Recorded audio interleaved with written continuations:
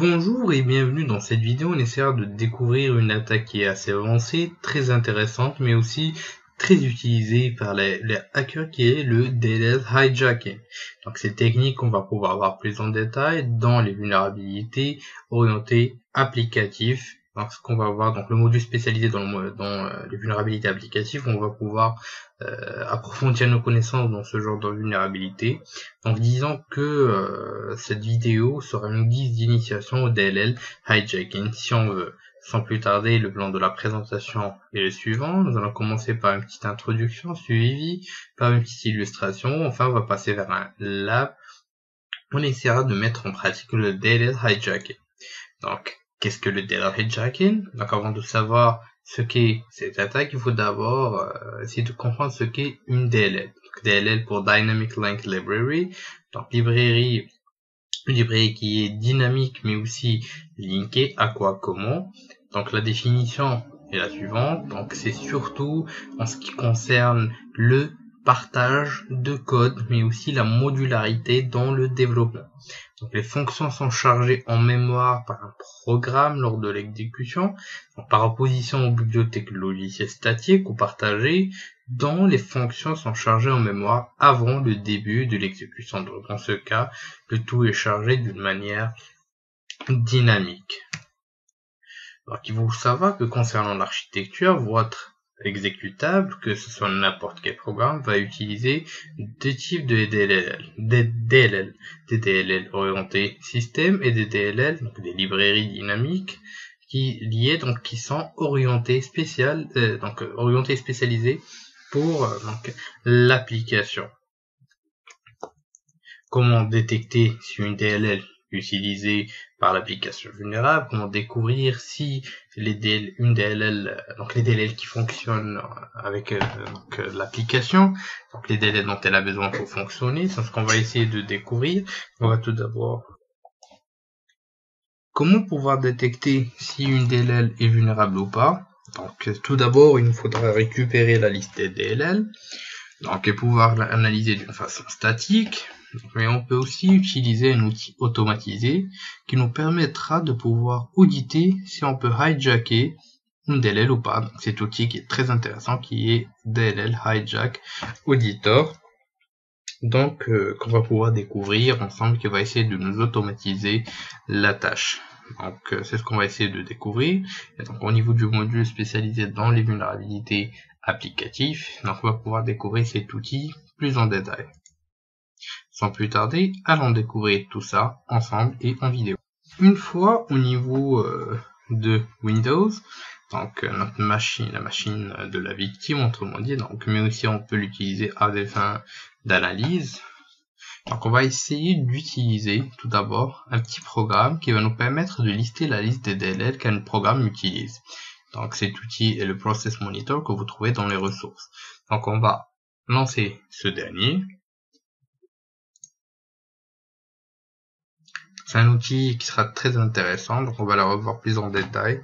Donc dans la partie, le module spécialisé dans l'exploitation applicative. Donc une fois le process monitor chargé, donc on va essayer d'analyser les DLL par rapport à l'exécution du programme uTorrent pour commencer. Donc une fois uTorrent lancé, donc si vous naviguez vers le bas, il devrait s'afficher. Donc on va essayer d'utiliser un filtre afin donc de filtrer les process spécifiques à l'outil uTorrent. Voilà. You did not enter, you were wrong editing. Ça nous va. Donc on a fait j'ai fait une petite erreur par rapport au process. Donc process name.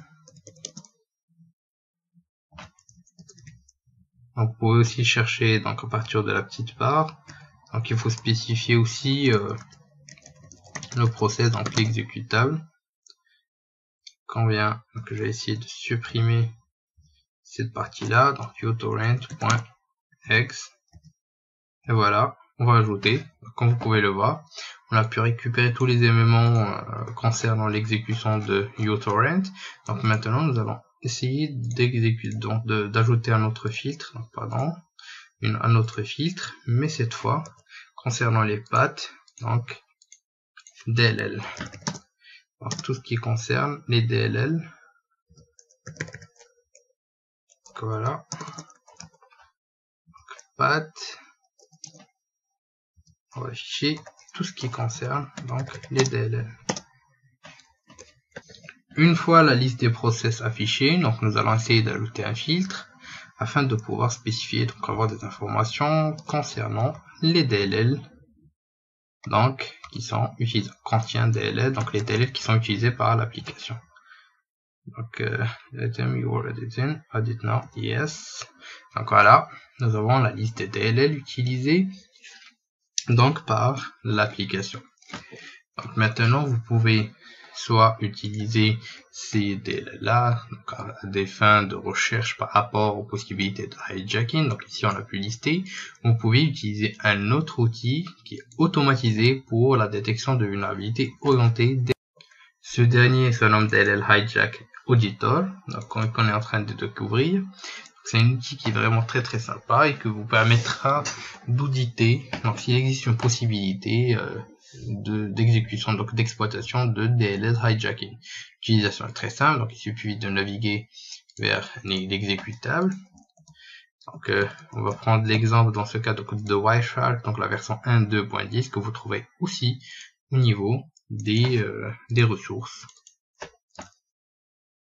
Donc c'est au niveau de programme 86,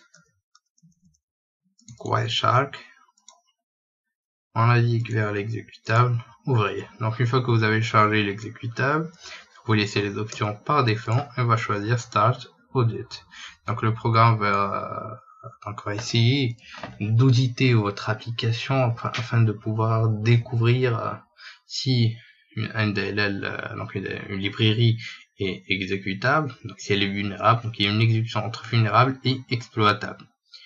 Donc voilà, on a déjà ici deux librairies qui sont vulnérables, donc on va essayer de pouvoir savoir si elles sont exploitables. Donc on va cliquer sur Exploit, on va attendre quelques secondes, le temps de l'analyse de notre application.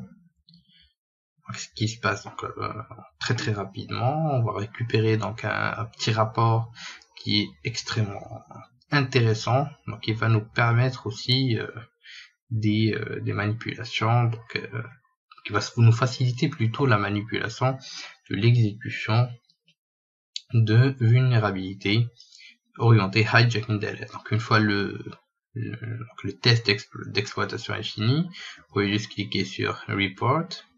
Ensuite, vous allez enregistrer votre rapport quelque part. Donc, on va aller vers le bureau, enregistrer, et le rapport va se lancer automatiquement.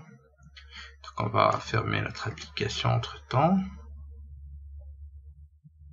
Ok, ici vous aurez la liste des DLL, donc les noms, si elles sont vulnérables, mais aussi si elles sont exploitables.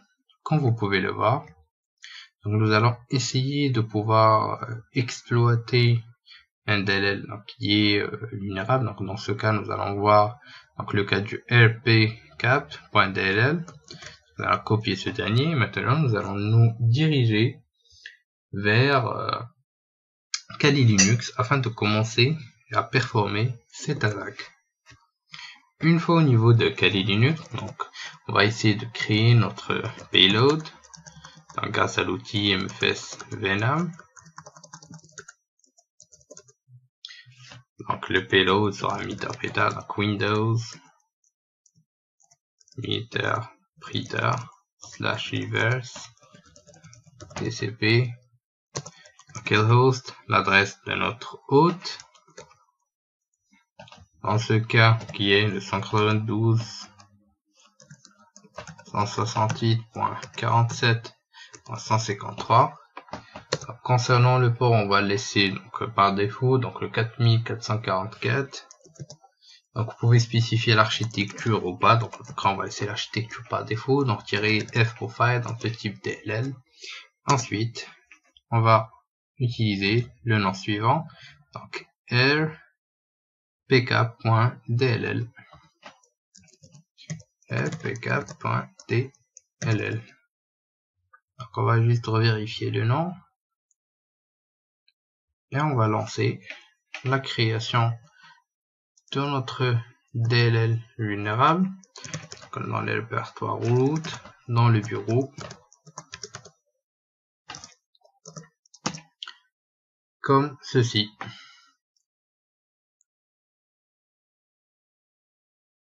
On attend quelques secondes le temps du chargement. Donc voilà, il a été créé avec succès. On va essayer de se diriger vers le bureau, copier cette dernière et se diriger vers notre machine cible. Donc une fois au niveau de la machine cible, nous allons nous diriger vers ces deux points, programme, vers le répertoire de Wireshark. Et donc on va coller, donc on ne peut pas coller directement, on doit d'abord coller dans un endroit où on ne dispose pas de privilèges, donc où il ne faut pas des privilèges afin de pouvoir effectuer une copie. Ensuite, on va coller la DLL donc, au niveau du répertoire où se situe Wireshark. Entre temps, nous allons nous diriger vers Kali Linux et nous allons lancer Metasploit afin de lancer une session d'écoute par rapport à ce dernier. Donc, vu qu'on a utilisé un payload de type Meterpreter. Donc, use exploit multi-handler. Ensuite, cette payload Windows Meterpreter / reverse TCP. Faire un ctlhost 192.168.47.153. Une fois spécifié, nous allons lancer le listening. Entre temps, nous allons revenir vers la machine victime et donc nous allons essayer de lancer l'exécutable de Wireshark.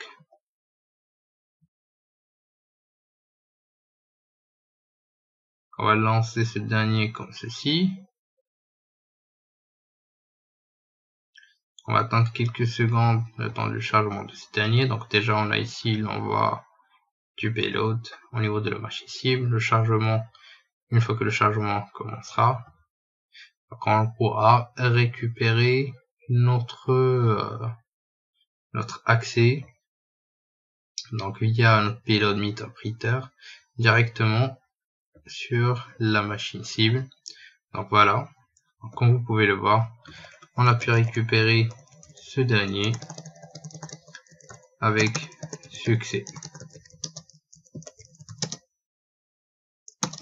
Donc puisque juste le chargement n'est pas encore effectué complètement, donc vous aurez quelques petits problèmes par rapport aux différentes commandes, mais en quelques secondes en fait c'est réglé, donc comme vous pouvez le voir. Donc voilà, c'est juste question de temps, donc le temps du chargement du stage au niveau des process et tout.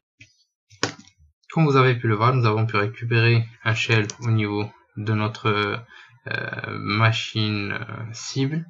Donc il faut vraiment faire attention par rapport aux DLL, donc par rapport aux applications que vous utilisez, donc surtout s'ils sont vulnérables donc dans ce côté-là, mais aussi par rapport aux applications que vous êtes en train de télécharger gratuitement sur internet, sur des trackers donc de torrent, sur des sites web où on propose des applications gratuites. Donc rien n'est gratuit, donc il faut toujours penser à la règle de marketing que si quelque chose est gratuit, donc c'est que c'est vous le produit. Donc il faut vraiment faire très attention à ça, ne pas télécharger des applications de n'importe où. Donc vous avez pu remarquer, on a pu rapidement hijacker une DLL et y insérer un payload donc de type Meterpreter. J'espère que ça a été fructif pour vous. Merci de votre suivi et à la prochaine vidéo, donc au prochain lab sur la prochaine vidéo sur Alpha. Pendant cette présentation, nous avons pu découvrir les bases du DLL hijacking, en découvrant tout d'abord ce qu'est une DLL. Donc ensuite, nous avons pu effectuer notre attaque petit à petit, où nous avons pu en même temps essayer d'appréhender la chose, le fonctionnement et le hijacking de cette dernière. J'espère que ça a été une valeur ajoutée. Merci de votre suivi et à bientôt sur Alpha.